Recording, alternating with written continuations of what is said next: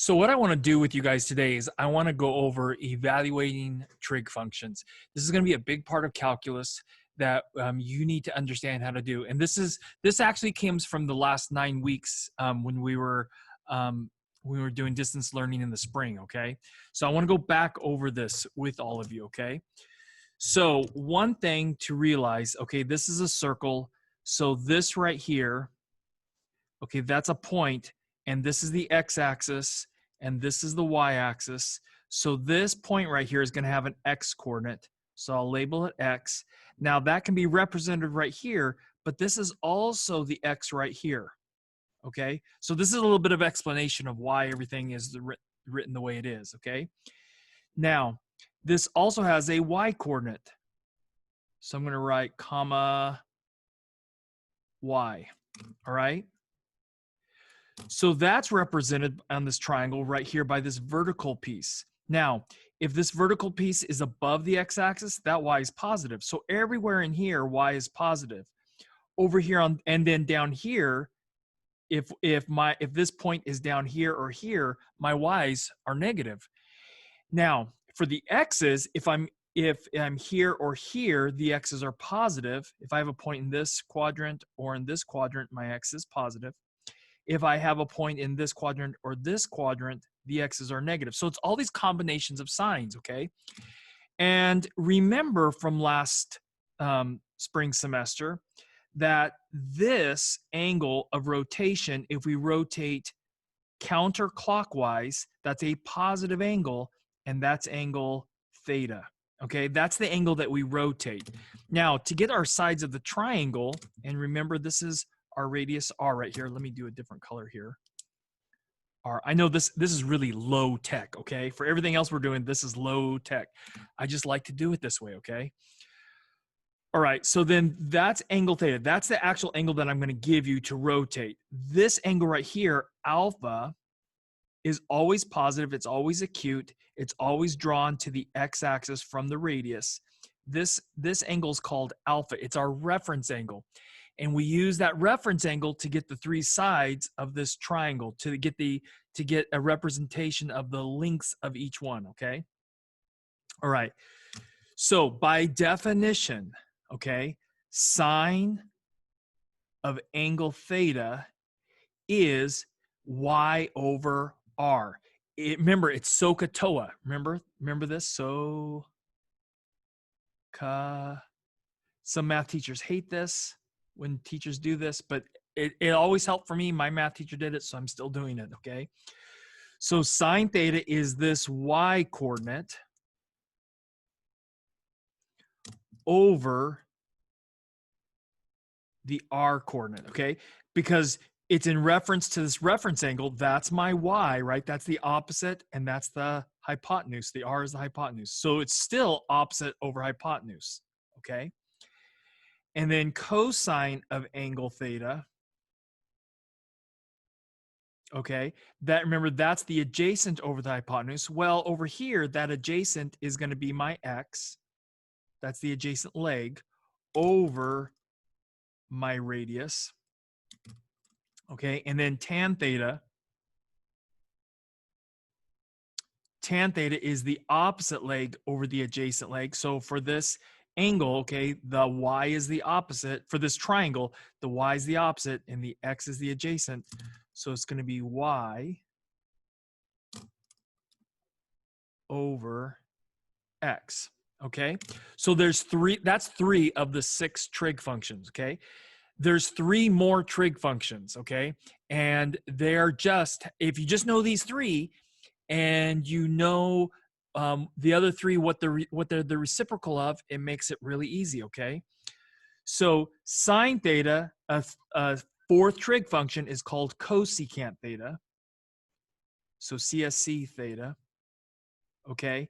And that is the reciprocal of this one. It's the reciprocal of sine. So if sine is y over r, this one would be r over y. And we need to know this, okay?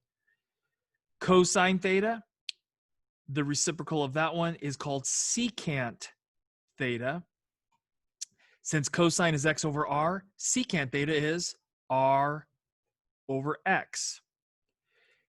tan theta, the reciprocal of tan theta is cotangent theta, okay? Since tan theta is y over x, cotangent theta is x over y. Now, if you did the homework, all of this should be coming back, like flooding back, like, oh, yeah, okay? If you didn't, it's gonna be a big struggle for you, okay? All right, so that's the definition of the 6 trig functions, and it's all based on this angle, okay, of this radius. All right, now one other thing I want to talk about before I go on to this next thing, the special right triangles, is when we start to rotate, remember this is angle 0, okay? And if we start here and end here, that'd be angle 0. If we rotate all the way over here to the negative x-axis, we do a half of a full rotation. Remember, that's angle pi, okay? And then if that's angle pi, then right here, this angle would have to be pi over 2, okay? Now, there's a lot of ways of writing pi. 2 pi over 2, 3 pi over 3, 4 pi over 4, 5 pi over 6, 6 pi over 6, 7 pi over 6, and so on, okay? If from here to here is pi, then it must be that if we keep going another half rotation, that's 1 more pi. So this would be 2 pi, okay? And this would be pi over 2 straight up here on the positive y-axis. This would be pi. Then this down here on the negative y-axis would actually be 3 pi over 2, okay? So all of this should be coming back. So if we keep rotating around several times, this would be pi, 3 pi, 5 pi. These are all the odd pi's, and these are all going to be the even pi's. All right? Okay, so the next thing. Okay, so the next thing we want to do is looking at these 2 special right triangles, okay?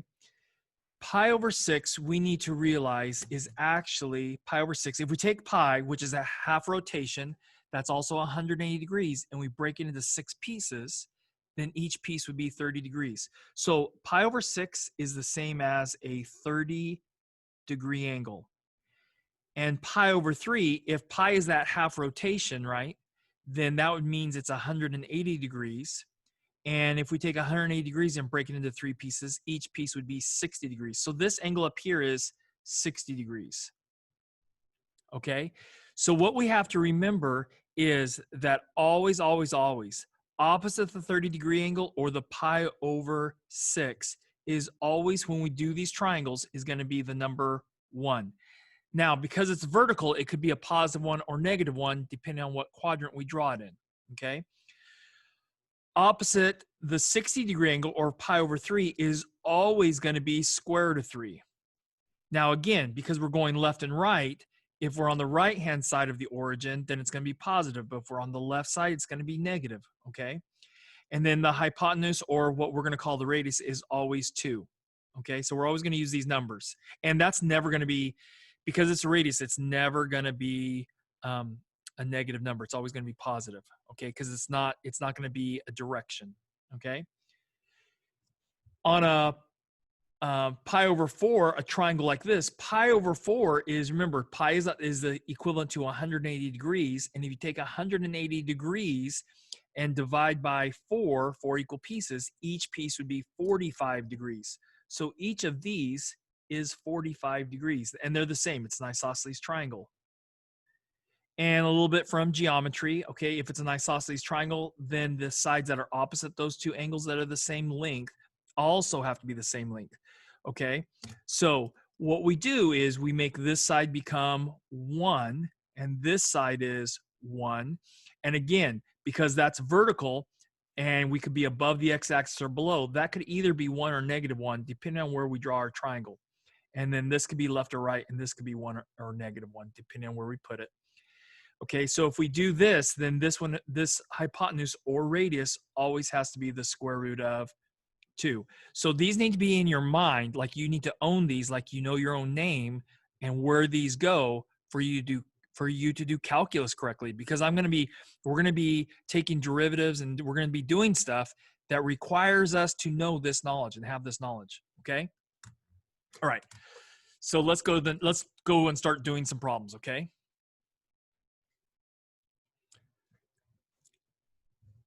All right, so what we want to do in this first example is I want you to evaluate, in other words, I want you to find what is the value of sine of 4 pi over 3. Let me zoom in just a little bit more and scoot this down a little bit.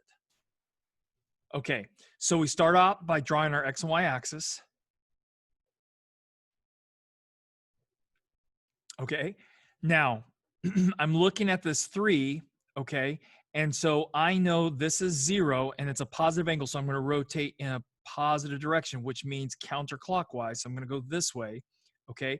This is pi, or it's also 3 pi over 3, because 3 pi over 3 is pi. Okay, now we need to go one more, right? Because what we don't have 3 pi over 3, we have 4 pi over 3. And I should have said, okay, this is angle 0. And if this is 3 pi over 3, then this would have to be 2 pi, or in thirds, it'd be 6 pi over 3. Okay? And so in between here would be 4.5 pi over 3. You could think of it like that. 4.5 pi over 3. Okay, now where do we need to be? We need to be 4 pi over 3, right? We're one more pi over 3 past this 3 pi over 3. So that would put us in this bottom left quadrant, okay? So this is my angle 4 pi over 3. So I'm going to draw that in, okay? Now, that's the angle of rotation, 4 pi over 3. What I need is the reference angle, okay? So this reference angle right here, okay, you'll never, again, from the spring, you never want to draw this to the y-axis. It's always between the terminal side and the x-axis. You want to draw this arc, this angle, okay? So because this was 3 pi over 3 and I rotated to 4 pi over 3, I know this is pi over 3. And this is a right angle right here because we went vertical right here, okay? And then this angle, because that's pi over 3, this one's going to have to be pi over 6. Now, because we're going left to get to this point right here, we're going left and down. So both of these two legs are going to be negative, okay? And this is the radius or the hypotenuse, all right? So what I know is that because I have this is a 30-degree angle, I know this is going to be -1 because the side opposite pi over 6 is always going to be 1. And because I'm going left, it's negative. And then this one right here, okay, has to be negative square root of 3 and 2, okay? So what is sine? Well, sine is y over r, right? So what's the y? Well, it's negative square root of 3. What's the r? Oh, it's 2. So the answer to this is negative square root of 3 over 2. And that's the exact answer to sine of 4 pi over 3, okay? So let's come over here to do example number 2, okay? Cosine of 5 pi over 6. So I'm going to draw my triangle, okay? I know this is 0, and I know because this is 6, this would have to be 6 pi over 6 because that's the same as pi. And if going to here is 6 pi over 6, then going all the way around would be 12 pi over 6. Okay, now what do I know? I've only gone 5 of those pi over 6. So right here, 6 pi over 6. And then this would have to be 3 pi over 6 or pi over 2. So 5 pi over 6 has to be in this top left quadrant. Okay, so I know I have to be in this quadrant right here. So I'm going to draw it in here. The size really does not matter, okay? But this angle right here that I'm drawing is 5 pi over 6. What is the angle of the triangle right here?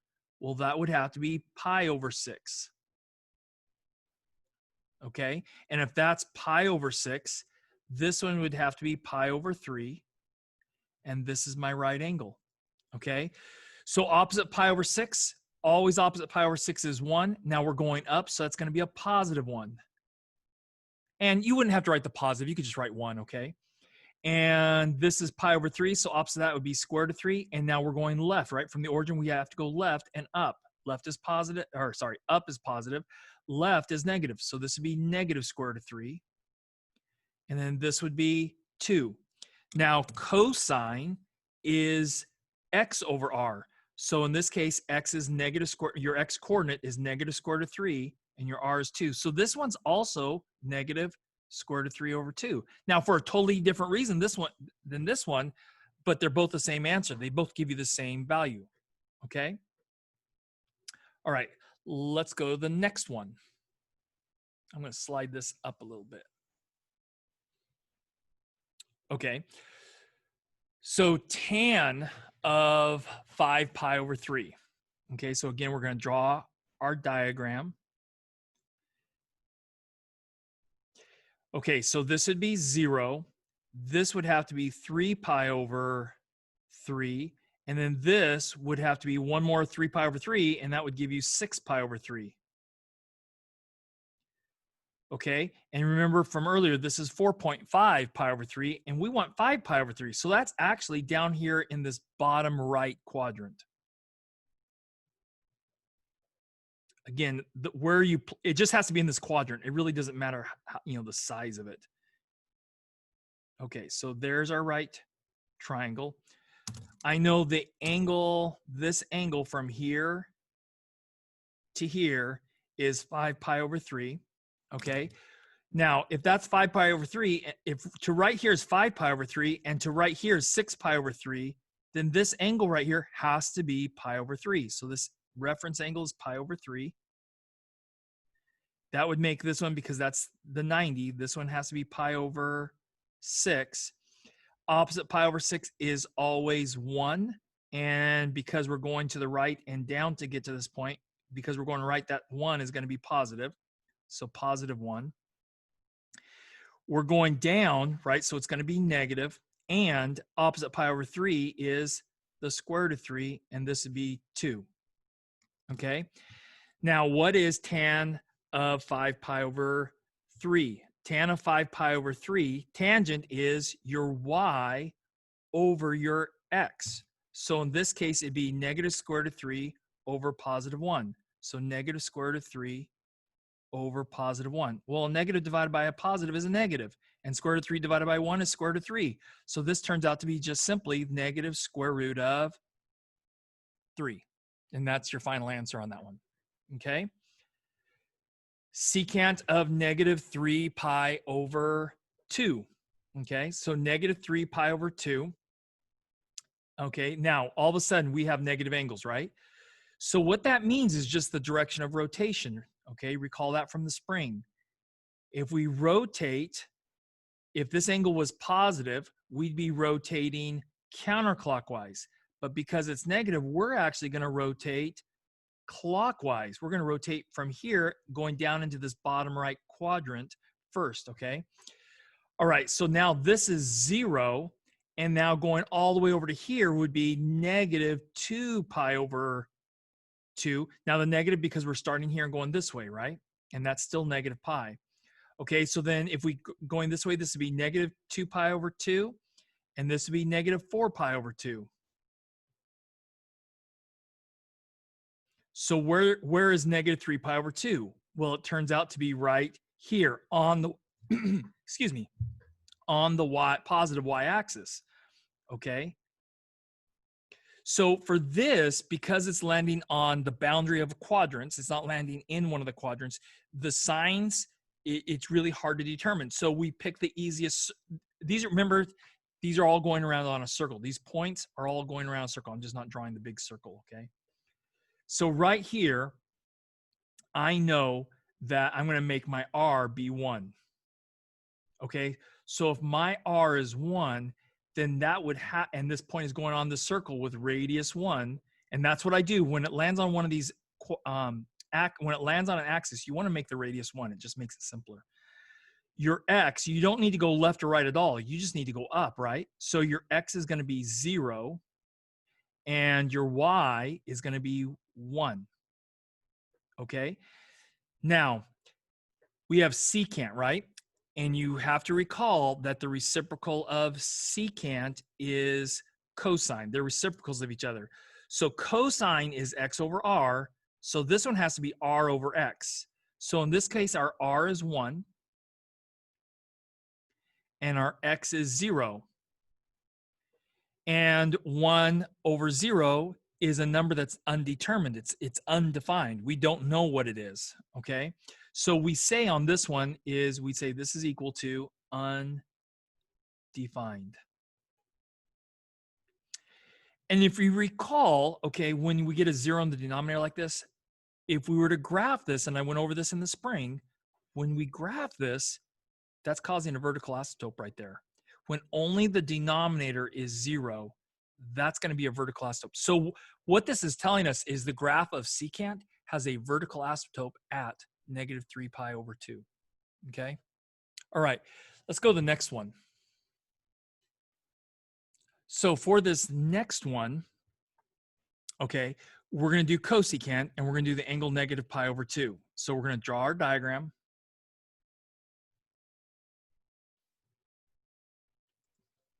Okay, and what we're going to do next is we're going to do negative pi over 2, so that I know I'm going to rotate clockwise because the angle's negative. I know this is angle 0 right here on the positive x-axis. If I rotate this way, then this would be negative pi, or in this case, negative 2 pi over 2. Now that's too much rotation because I only want to go negative 1 pi over 2, right? So that would put me right here. Again, that puts me on one of these angles, right? Or one of these axes. So this is my angle that I rotated, okay? Because it landed, the angle landed on an axis, I'm gonna make my R equal 1. Now, if my R is 1, from here, I'm gonna need to go down. I don't need to go left or right, I just need to go down. Now, since I'm going down, that's gonna be negative. So for this one, the X coordinate is 0, and the Y coordinate is negative 1, okay? So from this, we know this is the cosecant is the reciprocal of sine. Sine is y over r. So this one would have to be r over y. So our r is 1 and our y is negative 1. So this is equal to 1 over negative 1. And 1 over negative 1, we can clean that up. That would just simply be negative 1. Okay? All right, last example for this, okay? Cotangent negative 11 pi over 2. Find the value of that one, right? So we're going to draw a diagram. And pretty soon, I mean, if you do this enough, you can actually start doing these in your head, okay? So if we do negative 11 pi over 6, okay, so I know if I rotate this way, all right, this is angle 0 right here on the positive x-axis. That's the starting angle, okay? And if I start and stop there, it's going to be 0 angle. I know it's negative, so I'm going to rotate clockwise. I know this angle is negative 6 pi over 6. And if half a rotation is negative 6 pi over 6, I'd have to go another negative 6 pi over 6 to get over here. So that would make this angle full angle, right? One full rotation would have to be negative 12 pi over 6, okay? So negative 12 pi over 6 is actually too far because I only want to go 11 of them, right? So where's that going to put me? That's actually going to put me in this upper right quadrant. And I'm only 1 pi over 6 away from making that negative 12 pi over 6 because I have 11 of them, right? So this angle is the negative 11 pi over 6. So I know this angle right here. Actually, I should draw my triangle in. I should have said this earlier. From here, once you get the terminal side, this is the initial side. This is called the terminal side. Okay, you always want to draw the terminal side to the x-axis. You will get the problem wrong if you draw it to the x-axis because you'll have the wrong reference angle, okay? Or if you draw it to the y-axis, I said that wrong, I think. If you draw it to the y-axis, like if you draw it this way, you will be wrong. You'll have the wrong angle, okay? So you always want to draw it to the x-axis. I talked about that in spring a lot, okay? So this angle right here has to be pi over 6. This is a right angle. This angle, if that's pi over 6, this one is going to have to be pi over 3. I always know that opposite pi over 6 is 1. And because I'm going up to this point right here, that'd be positive 1. Positive 1. I know this side I'm going right, so that's going to have to be positive square root of 3. And this is 2. Okay? All right. So now, okay, when we do this, when we do cotangent, remember cotangent is the reciprocal of of tangent, okay? Tangent is y over x. So cotangent is x over y. So this one would be the square root of 3 over 1. Now, positive square root of 3 over positive 1, which is still positive, okay? And the square root of 3 over 1 is the square root of 3, okay? Now, a few things I want to talk about that didn't happen in any of these examples, but it can happen. Sometimes you get a ratio like this, okay? You get something like 1 over the square root of 3. And so what we want to do is it's called rationalizing the denominator, or it's making the denominator a rational number. Remember, we want to multiply top and bottom by the square root of 3. So 1 over the square root of 3 is equivalent to the square root of 3 over 3. These are the same number. If you put this one in your calculator, if you put this one in your calculator, they will give you the same decimal equivalent, okay? So what I did here is I multiplied top and bottom by the square root of 3. Okay, another one that you're going to come across is 1 over the square root of 2. Okay, and you got to recognize 1 over the square root of 2. Okay, so this is rationalizing the denominator again. I'm going to multiply top and bottom by the square root of 2. And that would result in the square root of 2 over the square root of 4, which would be 2. This one, if you multiply by the square root of 3, it gives you square root of 9, which is 3. Okay. And then one other that you can see, and so you got to recognize, okay, this is the same as this. This one's the same as this one, okay? There's one more that you're going to see in this trigonometry, and it would be this. It'd be 2 over the square root of 3, okay? And so I'd want to multiply again. What is this equivalent to? I'd want to multiply top and bottom by the square root of 3, because that'd be a version of 1. So this would be equivalent to 2 times the square root of 3 over the square root of 9, but the square root of 9 is 3. So 2 over the square root of 3 is 2 square roots of 3 over 3. And if you put this one in your calculator, you put this one in your calculator, they will give you the same answer. All of these, if you put either one, these will give you the same answer. These will give you the same answer. Now, this one's different than this one, though, okay? And that's how you evaluate trig functions, okay? So I'm going to give you problems over the next week that just deals with this. Even if we're going to probably start calculus, okay, next week. But I'm going to keep giving you these because you've got to be good at these. Like, you've got to know these like your own name. Like, you can draw this diagram and you get a perfect score, okay? I may even give you a time test on it. Like, you probably need to do one of these, and we're all going to be slow at first, okay? But you probably need to do these in about 30 seconds, okay? That's how fast you need to be on these, okay? 30 seconds actually might be a little bit too long, okay? All right, so that's it. That's the evaluating trig functions. The next thing I want to do is solving some trig equations, which is kind of the same. It's very similar to this. Okay.